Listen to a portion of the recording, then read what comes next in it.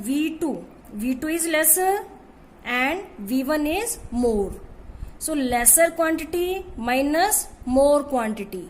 This will give negative value. And greater time minus lesser time. This will give positive. So negative divided by positive is a negative. So in case of uniform retardation, the slope will be a negative quantity.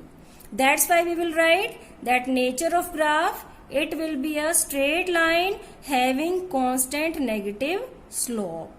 Okay, the velocity time graph. So such type of graph is giving uniform retardation.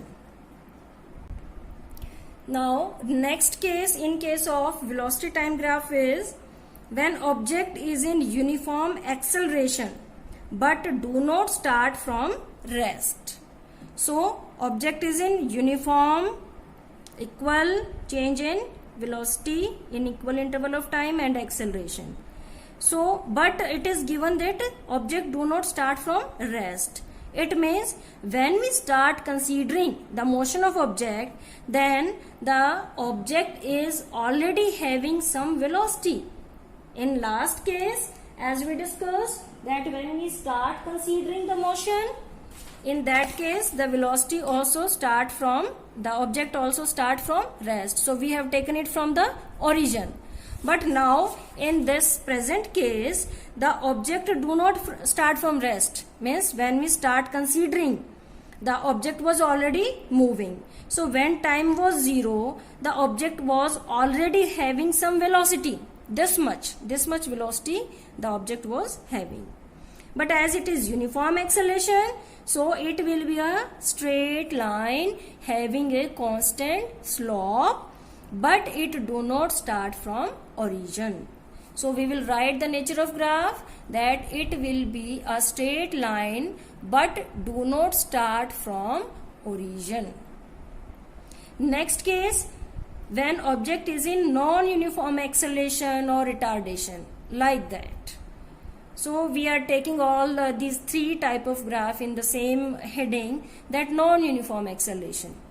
It can be a curve like this, or a zigzag line like this. If this curve is having such type of slope, if it start from 0 and it is increasing, velocity is increasing with time. If time is this much, velocity was this much.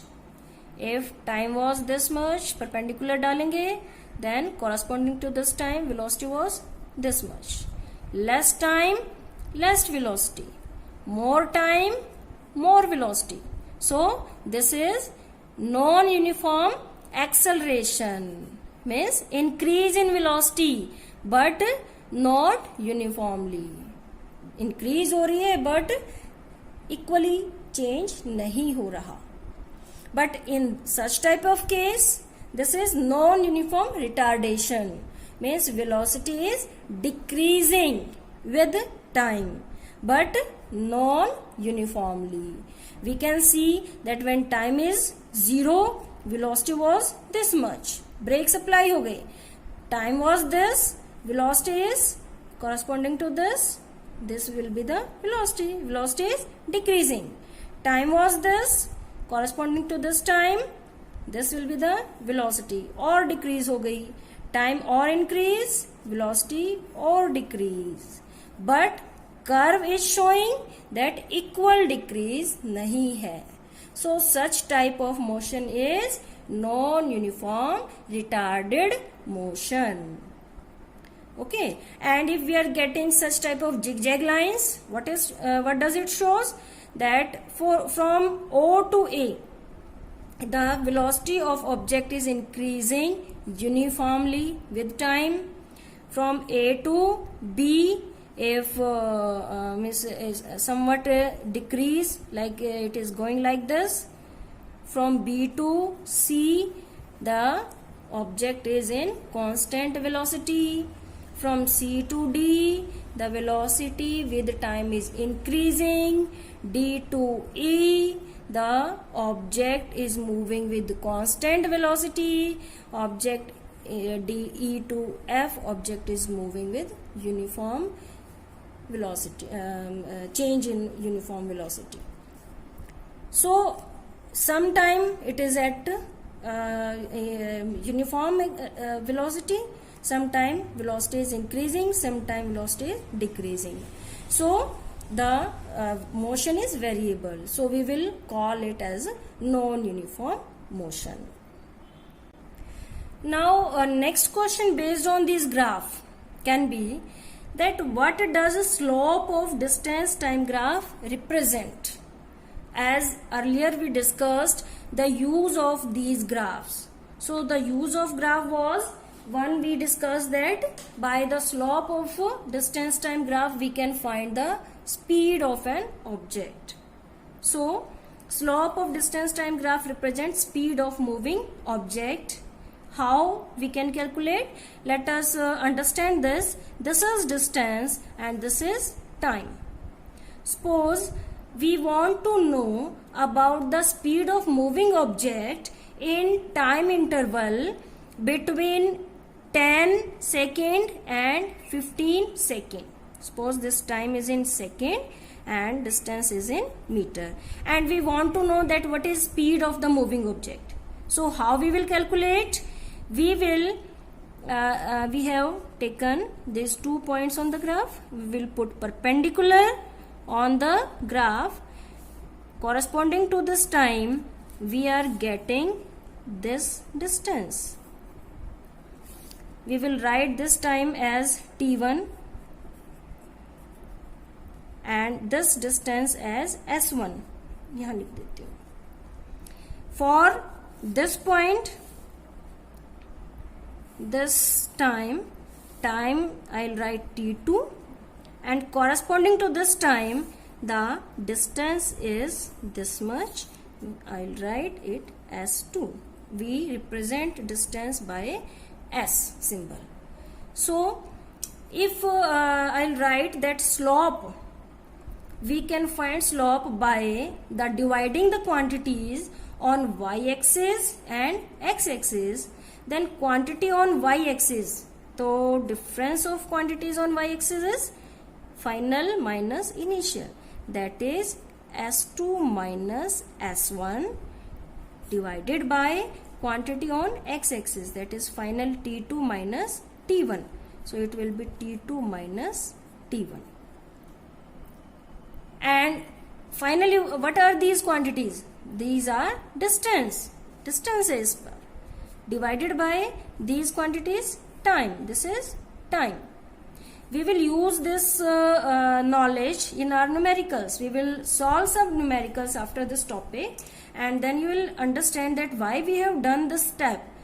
And in general we can say that slope is given by the quantity given on y-axis divided by quantity given on x-axis. So it will be distance divided by time. And by the earlier definition, by the formula, distance by time is giving us the speed. So we can say that slope of distance time graph is telling about speed of the moving object in the given time interval. If we want to find the speed of this object, we have written these values. So this S2 is here. S2 is 30.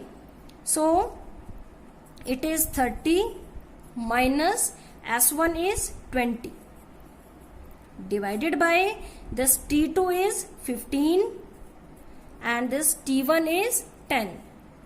So what we are getting?